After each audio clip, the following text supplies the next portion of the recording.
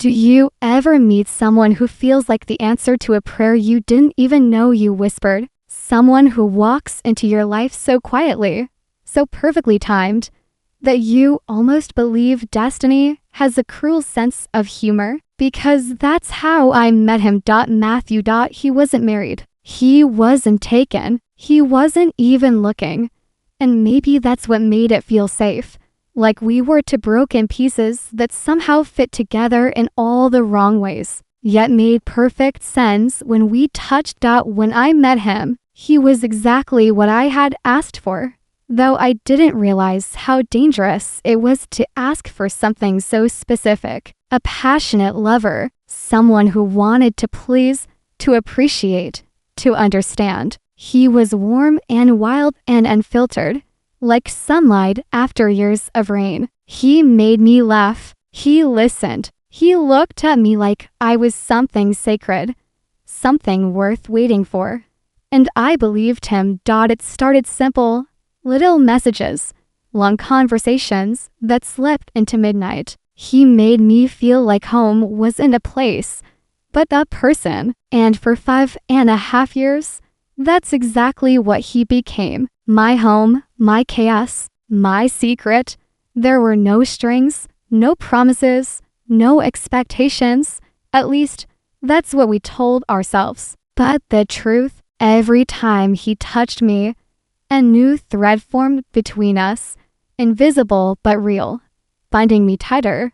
We met in his truck sometimes, the air thick with laughter, music, and the scent of old leather. Other times, it was the woods, the marina at sunset, quiet corners of the world where no one could see us. I remember the thrill, the heartbeat in my throat, the taste of his breath when he whispered my name.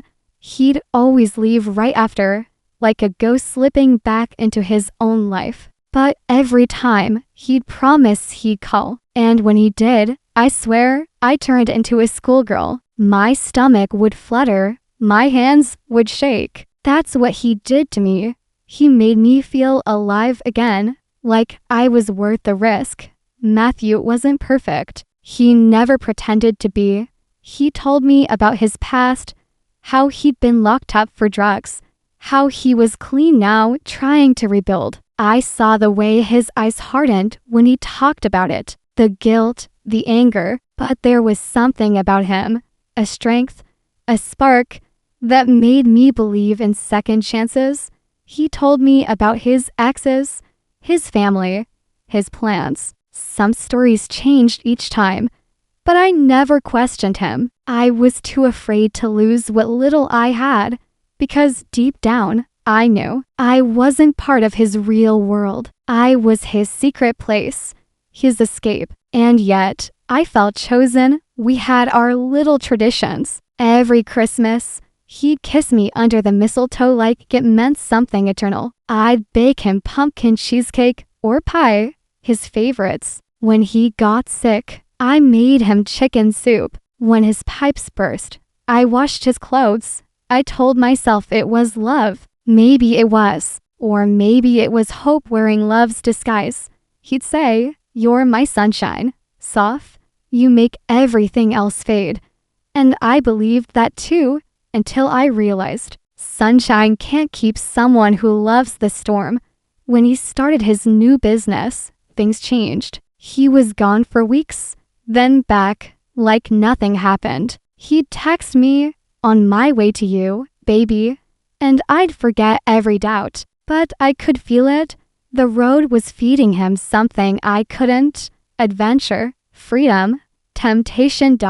And then came the motorcycle. I knew the day he bought it that something inside him had already left. He'd always been drawn to danger, to the edge. That bike was his next escape route.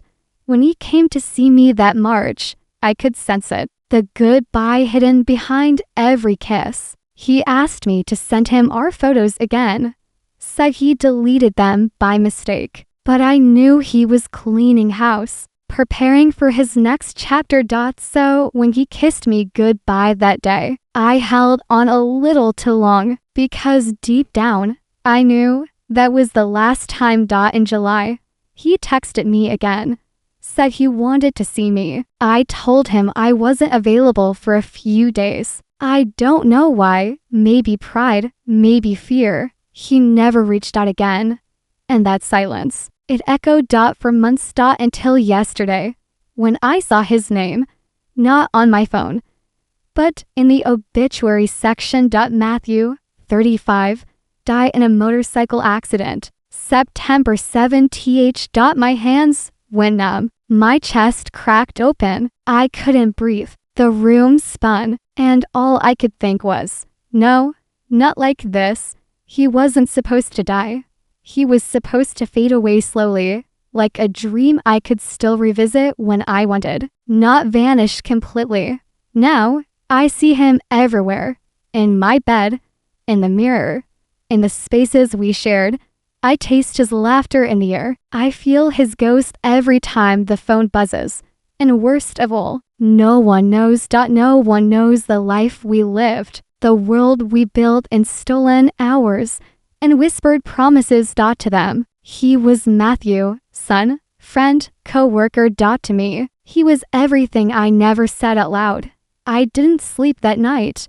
I just sat there, in the dark, staring at the faint glow of my phone screen, reading his obituary over and over, as if one of the words might suddenly change. It didn't. It stayed the same every time. Cold.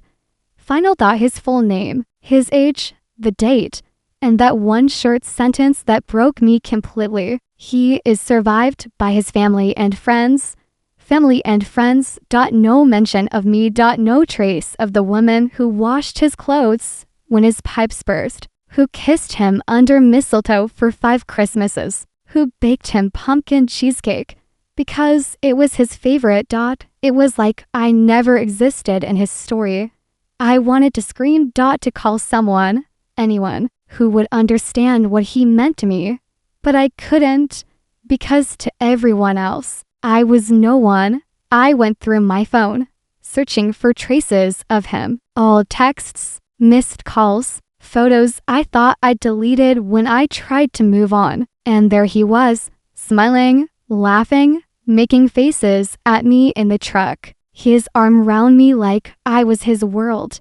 I could almost hear his voice saying, "You think too much, Soph. Just breathe, God." I hated that he was right. But how do you breathe when someone who was your oxygen is just gone? I sat there until sunrise, numb, scrolling through every memory we made. I remembered how he used to pick me up on Sundays, the way the engine of his truck would growl outside my apartment, that familiar sound that always made my heart race.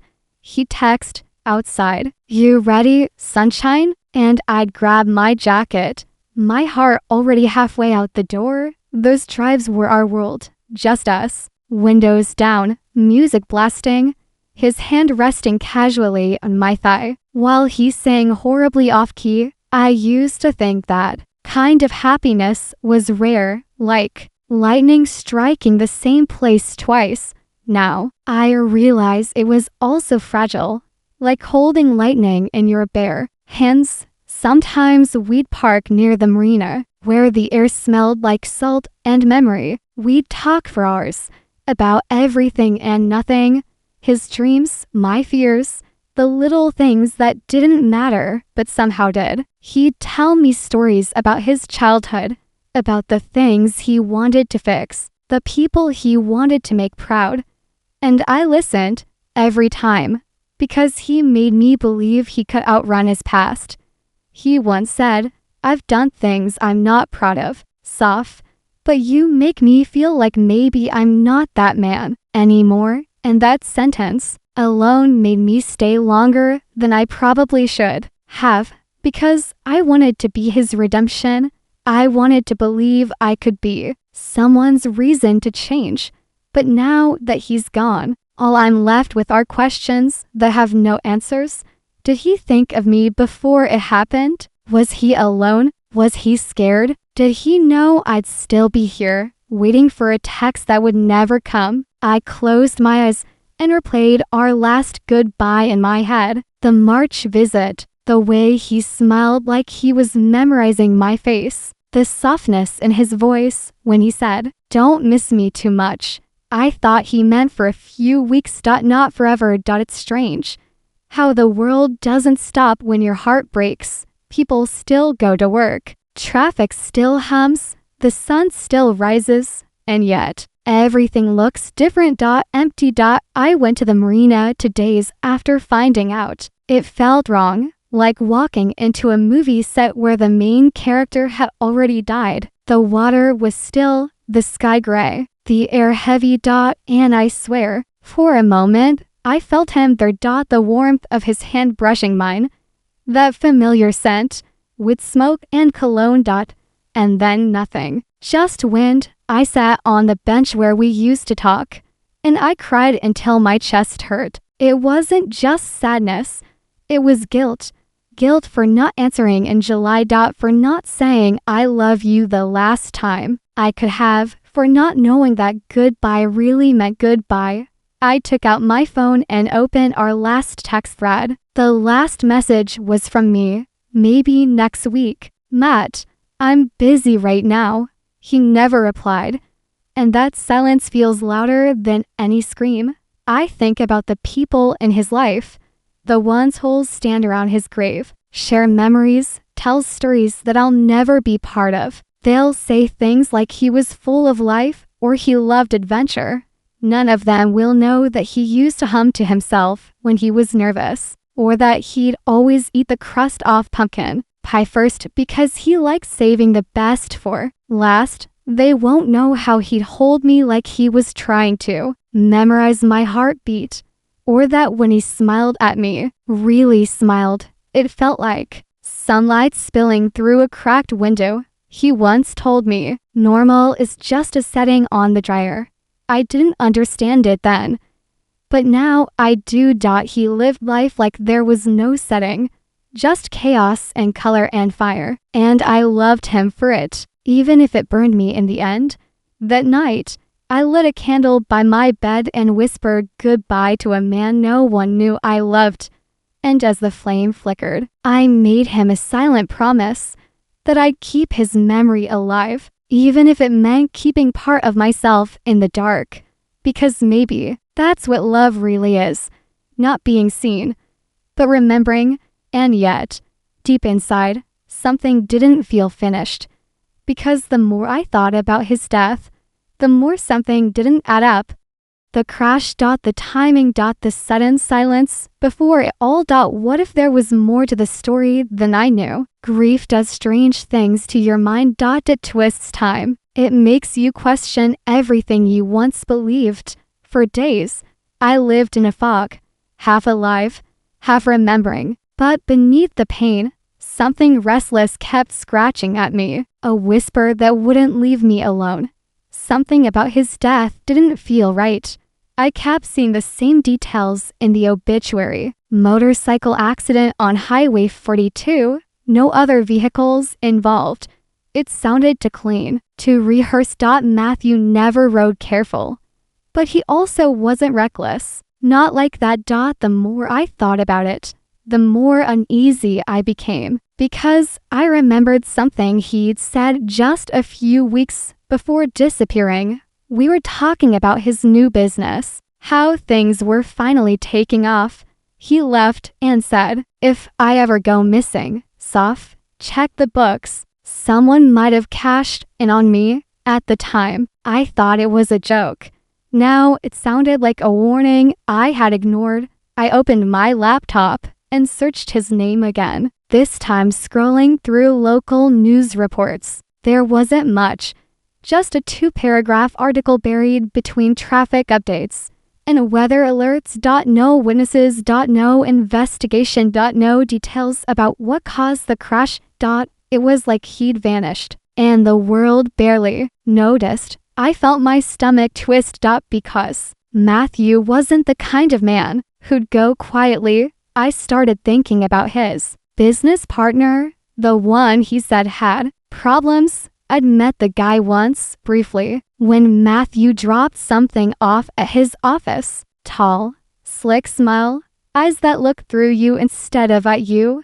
After that meeting, Matthew had been distant for weeks. I remember asking him what was wrong, and he said, "Some people aren't who they pretend to be." I thought he was talking about an ex. Now, I wasn't so sure. I didn't have the right to ask questions. Not officially. To everyone else, I was just some woman he probably knew. But to me, he was everything. And I wasn't going to let him become another forgotten name in the news. So I started digging. His Facebook was gone. Deleted. His Instagram too. Even his LinkedIn wiped clean. It was as if someone had erased his existence online overnight. But then I remembered something. His email. He once used my Wi-Fi when his phone ran out of data, and I'd seen a notification flash on his screen. I remembered the address. It wasn't hard to guess the password. He always used the same phrase for everything. Live free 42. I don't know what I was hoping to find. Maybe a clue, a message, something that explained the unexplainable. When I got in, my hands were shaking. Most of his inbox was empty, but one folder caught my eye. Pending contracts. Inside, I found 3 messages. The first 2 were about invoices and shipments, but the third, it was from a name I didn't recognize. Subject line, "We need to talk before Friday." The email was short. "They're asking questions. Don't write out. You know what this means." No signature, no trace of who sent it. I felt a chill crawl up my spine because the email was dated September 6th. The day before he died. I sat there frozen, staring at the screen. Questions started firing in my mind. Who were they? What were they asking? What was he involved in? He'd told me once that he'd been clean for years, that he was done with the past. But what if that wasn't entirely true? What if his past had come looking for him again?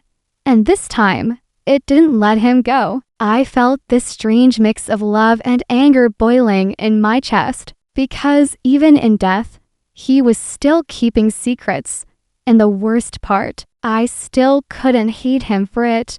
That night, I couldn't sit still. I drove, nowhere in particular, just drove. Past his street, past the gas station where we used to meet, past the diner where we'd sit in the corner booth and pretend we were just another couple. I stopped at the marina again, the place where we'd left, where we'd lived our stolen hours. I parked and got out, the cold air biting my skin, and I whispered into the night, "Why, Matthew? Why couldn't you just tell me?" There was no answer, just the hum of the water and the distant echo of something that felt like his voice in the wind. I thought about everything he'd ever told me and everything he hadn't. His sudden trips, his unexplained money, the way he'd flinch when his phone buzzed. All the signs were there. I just refused to see them because love blinds you in the softest ways. And as I stood there, staring at the dark water, I realized something terrifying. I wasn't just mourning the man I lost. I was mourning the illusion I built around him. The Matthew I loved was half real, half story. And maybe that's why it hurts so much, because even now, knowing everything, part of me still wishes he'd call. Still checks my phone at midnight. Like maybe this time he'll text, "Outside. You ready, sunshine?" But instead, I'm left with an empty inbox and one unanswered question. What really happened to Matthew that night he didn't plan to keep digging? I told myself I'd stop after that email. Let him rest. Let the past stay buried. But you can't tell your heart to stop searching for the truth when it still thinks it belongs to someone. I couldn't sleep. Couldn't eat. My mind replayed everything like a broken film reel. Every laugh, every look, every lie I never realized was a lie. The next morning, I called the county clerk's office. Pretending to be a distant friend, I asked about the accident report. They told me it was under limited release, no public copy yet. That struck me as odd. for a single vehicle accident. Something wasn't right. I hung up and scrolled through his contacts. The few numbers I'd memorized from years of seeing his phone light up. One stood out. A name saved as D. I remembered him mentioning that name once. My partner, D, handles the rough stuff. So I called. The voice on the other end was slow, hesitant. Hello? Hi, this is Sophia. I was a friend of Matthew's. Silence. Then a sigh. Yeah, I figured someone would call eventually. I froze. Someone. He hesitated. He said if anything happened, someone named Soph might reach out. For a second, my heart stopped. He said that. I whispered, yeah. He said you'd probably ask too many questions. The man gave a faint chuckle. Guess he was right. I gripped the phone tighter. What happened to him? D, please. Just tell me the truth.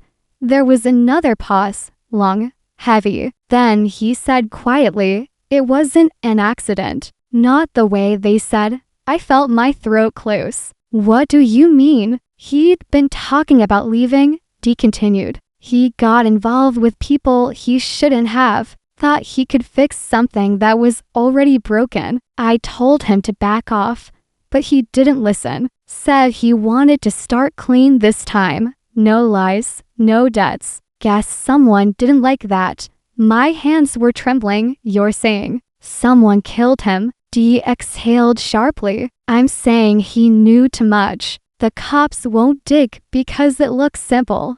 Just another reckless biker. But you and I both know Matt didn't die by chance. I couldn't breathe. My chest felt like it was collapsing under the weight of every word. Why didn't he tell me? I whispered. Because he cared about you. D said softly. You were the only piece of his life that wasn't messed up. He wanted to keep it that way.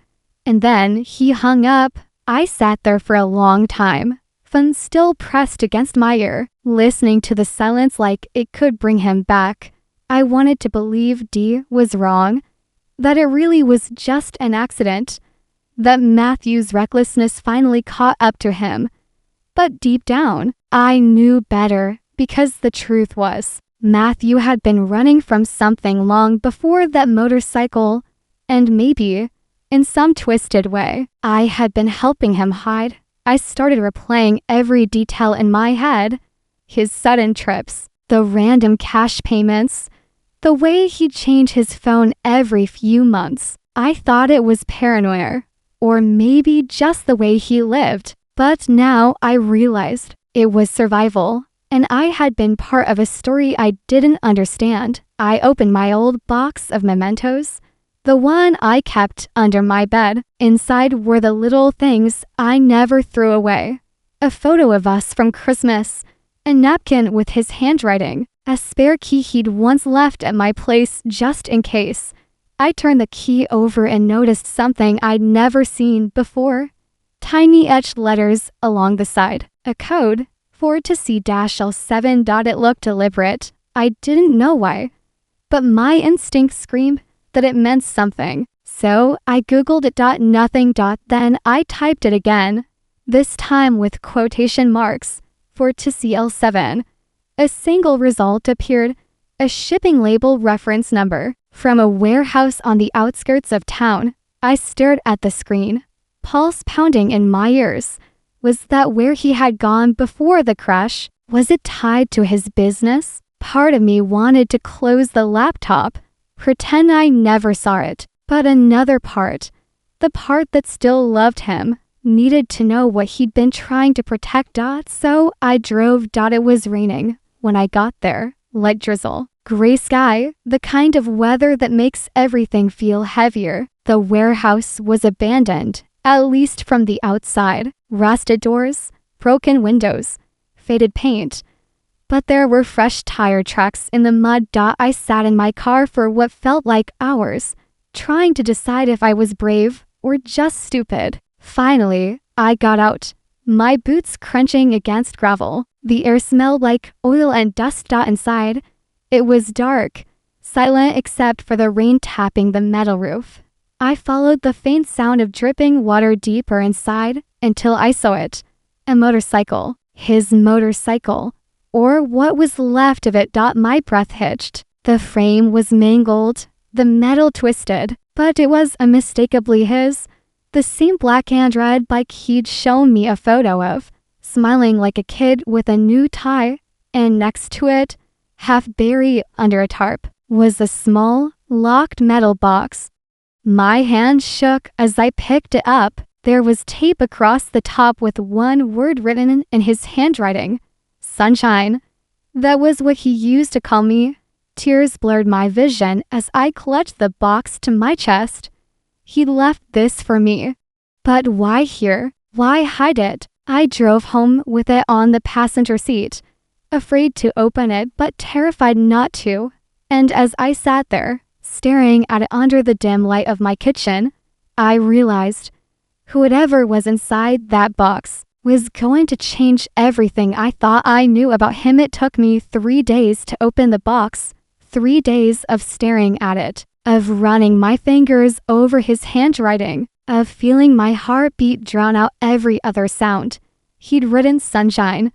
Not my name, not Sophia, just the word he used when everything felt okay, when his world wasn't crashing down, when his laughter was the loudest thing in the room.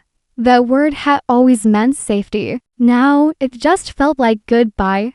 On the third night, I poured myself a glass of wine, sat cross-legged on the floor, and placed the box in front of me. The metal was cold. My hands were trembling so badly I could barely hold the screwdriver steady as I pried the lock open. When it finally clicked, I froze. For a second, I almost wished I could go back to not knowing, because once I lifted that lid, there'd be no going back. Inside, there were 3 things: a flash drive, a letter, and a small silver locket I had never seen before. I picked up the letter first. It was folded neatly, like he'd written it 100 times before getting it right. The paper smelled faintly of smoke and motor oil.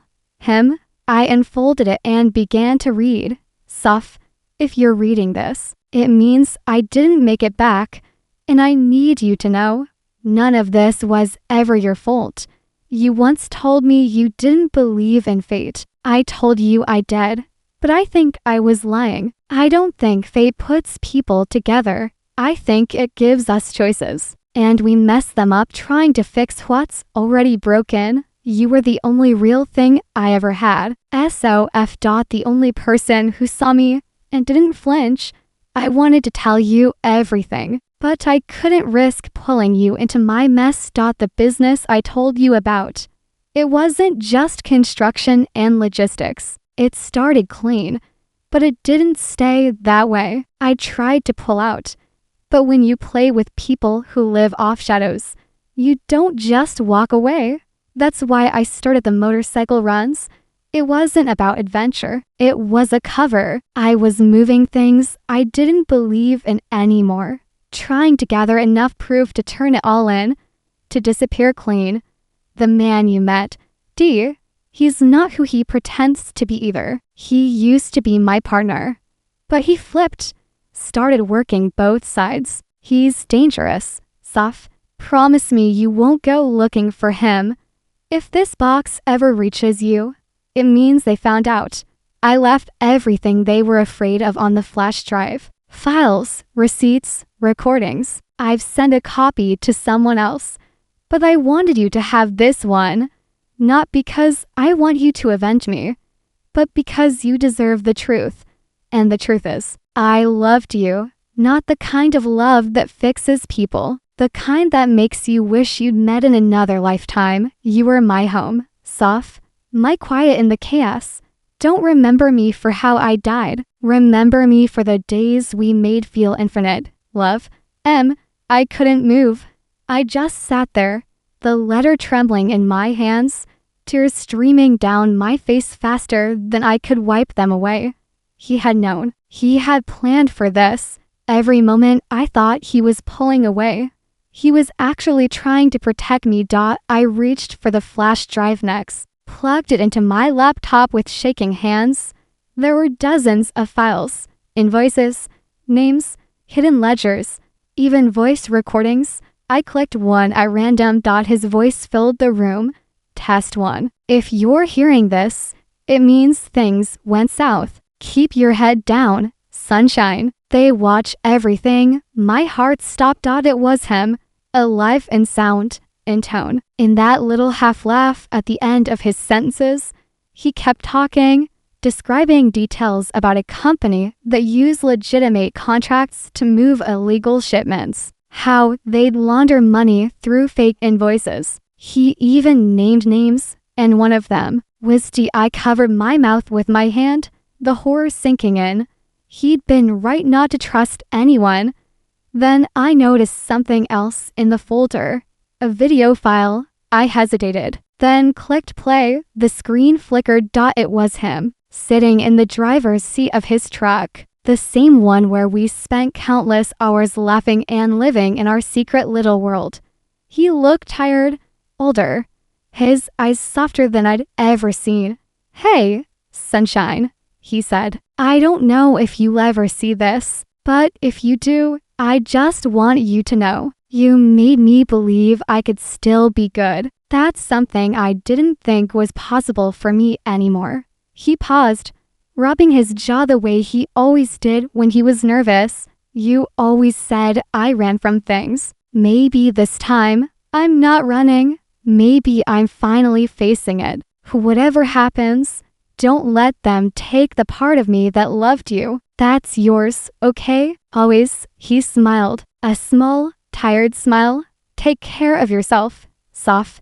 And if you ever ride past mile marker 42, look at the sky. That's where I'll be." The video ended. I didn't realize I was crying until I could taste the salt on my lips. For so long, I'd thought he was selfish, reckless, that he left me because he wanted freedom. But the truth was, he left because he wanted me safe. He wasn't just my secret. I was his sanctuary. I reached for the locket last. It was light, cold against my palm. Inside was a small folded note, barely legible from the ink fading. It simply said, "My freedom has your name." I closed my eyes and pressed it to my heart. For the first time in months, the tears felt different, not bitter, not hollow. Just human. Because now I understood. He hadn't left me. He'd saved me. It's strange how grief changes shape when truth enters the room. The pain doesn't go away. It just transforms. It becomes something quieter, heavier, but somehow easier to carry. For days after watching that video, I couldn't sleep. His voice wouldn't leave my head. Every breath felt like an echo of him. Every silence felt like he was still here, sitting somewhere nearby, watching me from a distance he could never cross. Again, I kept the box beside my bed, the letter, the locket. The drive, his ghost in a handful of objects. But there was one thing left to do. The files he left behind. They weren't just evidence. They were a map, a story of everything he'd been running from, everything that killed him. And I had two choices. Bury it like he wanted peace, or burn it bright like he wanted justice. I drove out to the old highway where he died, Highway 42. It was just past midnight. The road was quiet, the kind of quiet that hums inside your bones. The air smelled of rain and asphalt. I parked near the mile marker he'd mentioned in the video. The number 42 glowed faintly under the moonlight. When I got out, the wind felt colder than it should have been. And for a second, I swear I could hear his engine. That familiar low rumble that always made my chest tighten.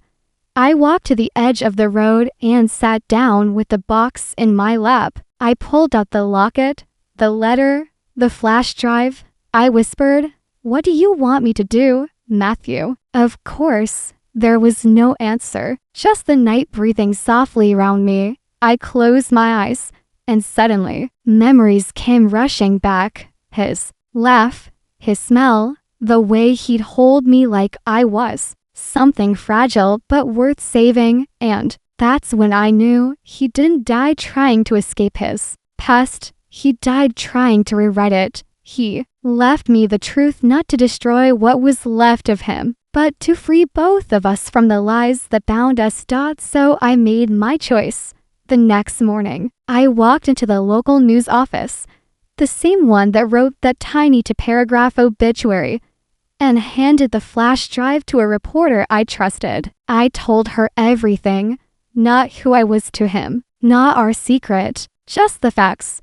And when she asked if I wanted my name in the story, I said, no, just make sure they say he's right. A week later, the story broke. Fraud, trafficking, double lives, government ties. It was all there. Headlines everywhere. And buried in the middle of it all, one line that made my throat close. Anonymous whistleblower provides evidence linked to deceased man, Matthew Cole, who allegedly attempted to expose criminal operations before his death. They didn't call him a suspect anymore. They called him brave. I sat in my car outside the newsstand, clutching the paper like it was something sacred. And for the first time in months, I smiled. Not because it hurt less, but because it finally made sense. He wasn't perfect. He wasn't a saint. But he tried to do the right thing in the end, and somehow, that was enough. That night, I went back to the marina, the place where our story began. The sky was the same deep blue it always was when we used to sit there, hiding from the world. I took the locket off my neck, kissed it once, and threw it into the water. It made the softest splash, a sound so small, yet it felt like the loudest goodbye I'd ever said. As I watched the ripples fade, I whispered, you got your freedom, Matthew. I hope you found peace. And maybe it's crazy, but at that moment, I felt it, that warmth, that familiar hum of an engine, that ghost of laughter brushing against the wind, like he was saying, you too, sunshine. I looked up at the sky, and for the first time since he died, I didn't feel alone. Because grief doesn't end when the story does. It lingers, it breathes. But so does love. And sometimes the two live together, quietly, like a heartbeat you learn to live with. That's how I remember him now. Not as a secret, not as a ghost, but as the man who tried to make wrong things right, even if it cost him everything.